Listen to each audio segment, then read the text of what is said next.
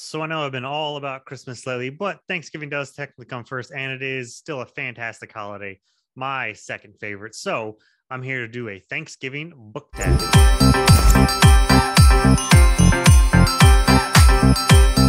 So as I was trying to plan out my videos, I thought of an idea of like, you know what? I bet there has to be a Thanksgiving book tag out there. I haven't seen anybody do it yet lately. I mean, I'm still a little bit off of Thanksgiving, but you think people will be going to it, and I don't even remember there being anything last year, but so I figured, well, my logic was like, okay, well, what about if you just associate the dishes of Thanksgiving with a prompt and then go with that? And then I thought, well, I can't be the first person that actually thought about this.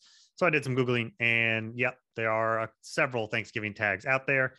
I think I saw three different ones with different prompts, but there was one that was what my thinking was, where it's about the dishes, and that was the one that actually showed up the most. No idea who to credit with this or who even started it. The first post I saw about it was back in 2017, so we're talking 4 years ago. So yeah, I have no idea who started this. So if somebody wants to let me know from way back when, but I'm gonna do the Thanksgiving book tag. So first of all, before I get into that, thank you for once again coming back to my videos, liking, subscribing, doing all those things. I know I've been talking about Christmas a lot lately, and yes, it has been Christmas season for me. It is still Christmas season for me. To me, Thanksgiving and Christmas go hand in hand. Thanksgiving is the kickoff party, the launch of Christmas. Okay. And while I can pre-celebrate, you like when you go to a football game, you tailgate. This November is like tailgating for Christmas season, and then you have Thanksgiving, which is like the kickoff, and then that after Thanksgiving is like the actual game of Christmas. So that's my whole logic around this season. And so Thanksgiving is my wife's favorite holiday, and it's always been really big in my family. We go really big for Thanksgiving. My dad's a chef, so he's always cooked a ridiculous amount of awesome food. I've started cooking all the Thanksgivings for my wife and I do a pretty bang up job. Awesome turkey and everything. So I will be cooking Thanksgiving for my in-laws this year. I think I've done it in the past as well, but I always cook a whole bunch of stuff. And yeah, Thanksgiving is still really big to us. Absolutely love it. I start prep days before. But let's talk about the Thanksgiving book tag and some of these things. And I'm just going to spitball some stuff as I go along. So the first one is bread, which, by the way, we don't have bread at Thanksgiving. Back at my parents, my dad used to bring out rolls just to have, because it's just kind of a thing you have. But sometimes we wouldn't even have them because they just kind of fill you up from everything else, and people were going to eat them. So we don't really do bread for Thanksgiving. This prompt is for bread, a book with fluff, a lot of fluff and no plot. That's got to be Man in a High Castle. There's not much fluff in this one. It just has absolutely no plot. I remember the first thought while I was reading it and finishing it was just like, this book is about nothing. It has no plot. It is just a hypothetical adjacent universe if the Germans won World War II, and then what would happen. And it was pretty lame. It wasn't for me. So to me, that had absolutely no plot to it. Next one, turkey made you want to fall asleep. That would be something Wicked This Way Comes. I DNF'd that one. I mentioned it earlier in my wrap up that it was just metaphor after simile, and all of this very, very flowery type of writing, which it really took me out of it. And I just felt myself zoning out and skimming and like, all right, let's get to what is actually happening.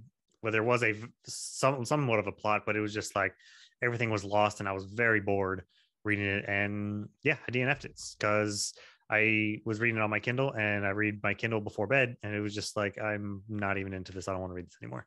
Which it sucks that turkey is like a negative prompt ish, because turkey is fantastic. Gravy made the whole series worth reading. This one was really, really hard because that's saying that like, okay, this series is nothing if it wasn't for this one book. Like the rest of the series isn't good, which I didn't really want to do. But Kings of Ash book 2 and the Ash and Sand series trilogy, that really, really makes the trilogy, because you have book 1, you get into the two main characters, main POVs, and what they're doing, and they're completely separated from each other. And at the very end of the book, there seems to be a small link that is going to link them. And then you go to book 2, and so much backstory, so much development happens, and you get this, the scope of the story increases so much, and it is so pivotal in that trilogy. Very smart and well thought out, that book 2 really just takes things up a notch big time. And then book 3 capitalizes on that and finish and just drives it home. But book 2, 100%, Kings of Ash is really, really made that the execution of that second book was fantastic. And I guess I'll probably say it that way, is that the execution of the book was fantastic. It wasn't just like this book made the entire trilogy, just the execution was superb. Stuffing. This is a book stuffed with action. I've never actually made stuffing. This is just a side. I never make stuffing. It's a huge process to it. And a lot of time it's just a much more filling. Again, that's more bread. But I think we're actually going to attempt to do it this year just because we like to try new things. A book that is stuffed with action. 100% I'd go with Faithful and the Fallen. You know, after you get past the first half of Malice, it is stuffed with action and go after that. And then I'll also have to say Red Rising. That one is definitely action packed as well. There's always something happening. And even in the first book where you're kind of building up to it and it's a little bit slower to start, which all series are, there's still something happening, something pulling you along, some bit of tension and you know, these what if scenarios and action sequences. Mashed Potatoes, a book that looked good but then wasn't. I have an issue with this prompt. I feel attacked. Mashed potatoes are fantastic and delicious, and I am notorious in my family for having like a third of my plate being mashed potatoes and going back for seconds for more. What does this person have against mashed potatoes? Mashed potatoes are fantastic. If you don't like them, maybe you're not making them good enough. Don't do that instant box crap. You actually have just mashed potatoes are one of the easiest things to make. They go so good. You can put them on every single bite. They just fit everywhere.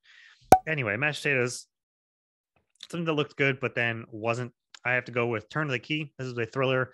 This is pretty popular a couple of years ago. It was a book of the month book, and it really fell flat to me. It was one of those where the protagonist just sucks and was terrible and annoying, and they just made every situation worse than they needed to, and that's where the drama came from. This is one of those thrillers that I mentioned that it's the main person is making all of the drama and the trouble. If they were just a normal person, none of this would be happening. And that's basically why that one I wasn't a fan of.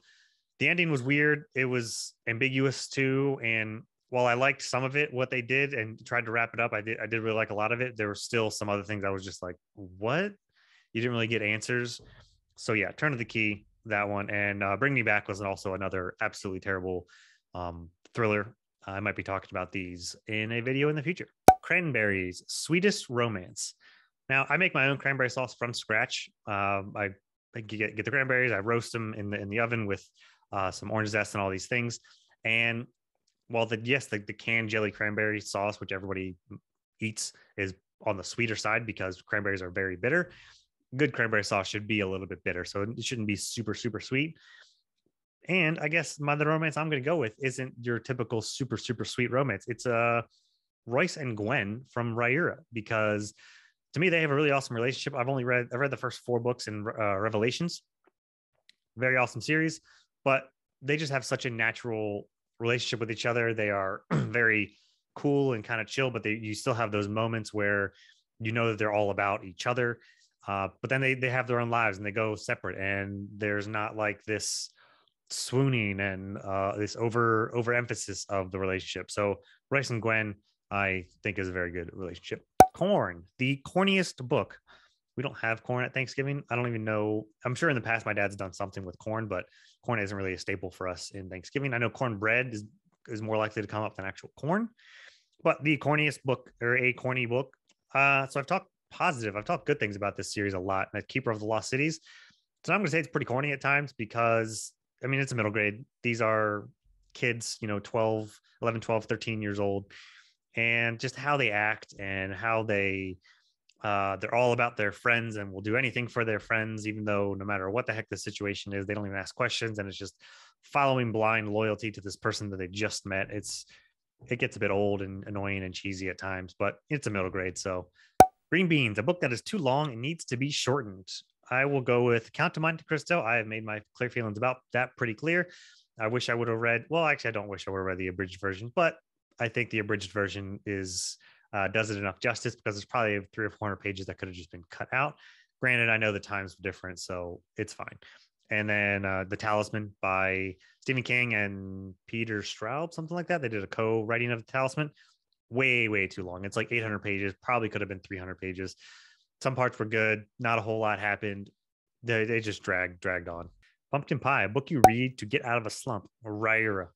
Mentioned it a second time on this video, but it is such a good series. And it keeps coming up in my videos recently, and I feel like I just have to read it. A friend of mine is going through the series. I believe he's on book 3 or 4 now, and he absolutely loved it. I want to recommend it to more people. I am on the last 2 books in Revelations, which I just really need to pick up, but I have so many other things to read, and they're just so good of books. It's a series that I mentioned in my series Not to Binge, because you can just pick it up and go with it. And so I have those 2, and then I also have Chronicles to look forward to, which I own as well. So I have all of these. I have even the Legends over here, even though it's in the Raya world, and Nolan. I got an arc or whatever of that as well, pre-order. So I have all kinds of books from that world from Michael J. Sullivan. Yeah. This last one is dog or cat. And I'm a dog person, definitely not a cat person. We have a dog.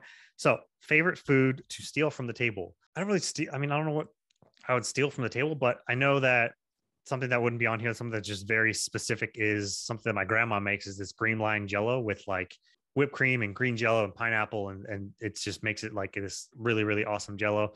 It's fantastic. It is so good.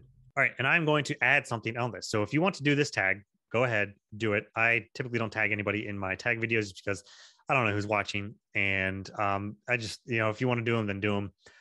But what I want to do, put as a spin on this, is that if you do it, the very last thing, you should put something that you have typically on your Thanksgiving, make your own prompt for it, and that will be individual to you. And the next person doesn't have to do it. You don't have to like have the tag grow as you go. So like when I do mine, you just eliminate that one and do your own. You can do it if you want, whatever. Mine is going to be a butternut squash and Brussels sprout casserole that I make. And I know some people might not think that great of it because Brussels sprouts, but I cook it with bacon, and it's a smoky maple like glaze and thing that goes on it. So it is smoky, sweet. You got the bacon on there, and it roasts. And everybody that I've had try it absolutely loves it. And now it's something that I make every year. So it is fantastic. And it's just something that I like to try out. I don't think I've ever seen it on anybody else's table. I had to Google around because I had this idea to kind of think of it on my own. But for this one, it is going to be a surprise favorite, and that is going to be Nightmareland Chronicles, Nightmareland series. First 2 books I have read. The third one I have added to my Kindle. It has been so good so far. I know that they're just novellas, but you read them, you get so into it, and just how captivated his Daniel Barnett's writing is just so good. You get pulled in and you don't want to leave, and just you're feeling for these people, and you want to know what's going to happen because of this really tense, creepy situation. So Nightmareland, I was very surprised at how much I was going to like it, because I know it is on the horror side, but it is so much more than that. And that's a Thanksgiving book tag. So please do this if you are a content creator out there, or just let me know if what are some of the prompts that you would do down below, and we can chat more there. And everybody enjoy Thanksgiving. And Thanksgiving is a fantastic holiday, so enjoy it. And then I'll see you after for some more Christmas content.